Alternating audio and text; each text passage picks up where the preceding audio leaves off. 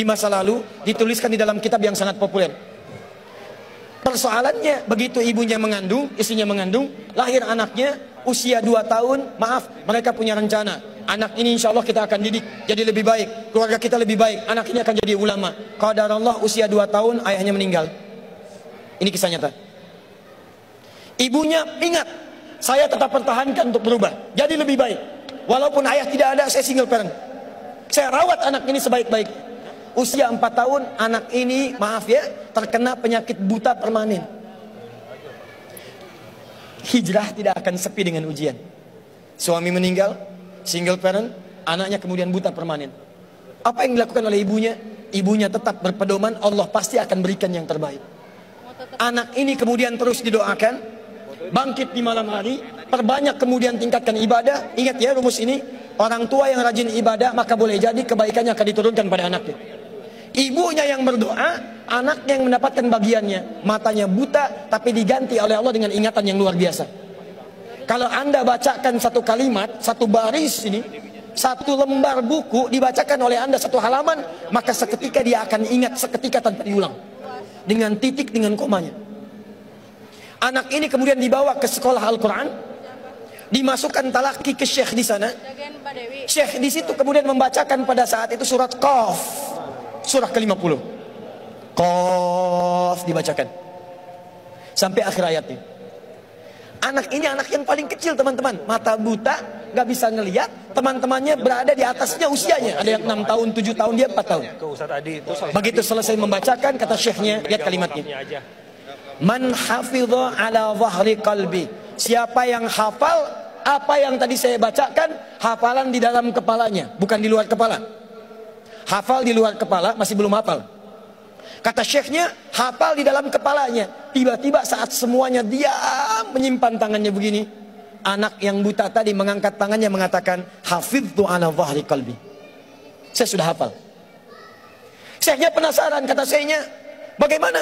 Diambil anaknya ke depan, diminta baca, Masya Allah, bacaannya bukan hanya hafal, makhrajnya, sifat hurufnya, tajwidnya, semua mirip dengan syekhnya. Kata syekhnya, minal an tadrusul hadis, dari sejak sekarang ananda mesti belajar hadis, karena Quran itu dijamin kemudahannya, hadis yang tidak ada jaminan. Anak ini secara singkat, tinggal 1 menit, pulang ke rumahnya, diantar oleh asisten rumah tangga ibu tadi. Begitu nyampe di rumahnya, wajahnya gembira, mengatakan pada ibunya, Ummi, ibu, tadi saya dipuji oleh saya begini, ada kejadian begini, saya seperti ini. Kata anak ini, minal an uridul hadis, ma, sekarang saya pengen belajar hadis. Kata ibunya, ya bunayya iktafi bil Quran, anakku sayang, kamu punya keterbatasan, supaya kamu nggak capek sekarang Quran dulu, baru setelah itu hadis.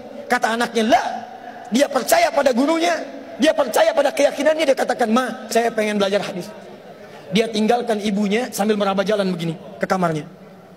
Perhatikan baik-baik, begitu ibunya melihat, ingat kemudian dengan suaminya, ingat tentang rencana mereka, ingat tentang mereka punya rencana masuk surga bersama-sama. Teman-teman, ibunya langsung masuk ke dalam kamar, dia bentangkan sajadahnya di mihrabnya, dia salat 2 rakaat, dia bermohon kepada Allah.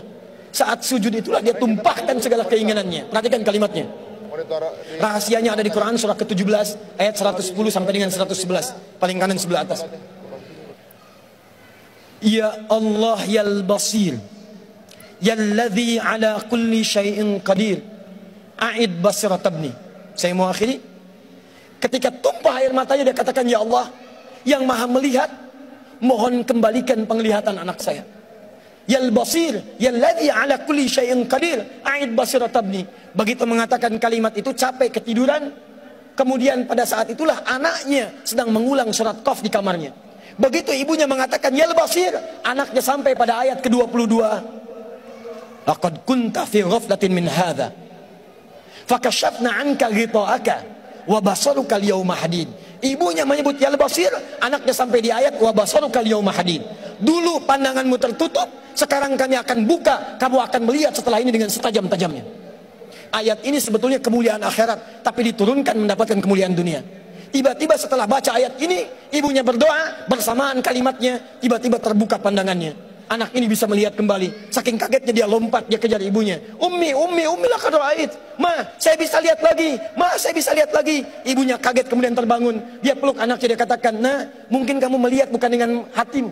Kamu melihat bukan dengan matamu. Rubbama ra'aita biqalbik laisa bi'ainik." Mungkin bukan matamu tapi hatimu. Waktu habis. Kisah belum selesai. Tinggal 1 menit. Boleh 1 menit? Lihat sini. Kata anaknya, "Mah, saya melihat dengan mata saya. Ini mama pakai baju ini. Di sekitar kita ada benda-benda ini." Allahu Akbar.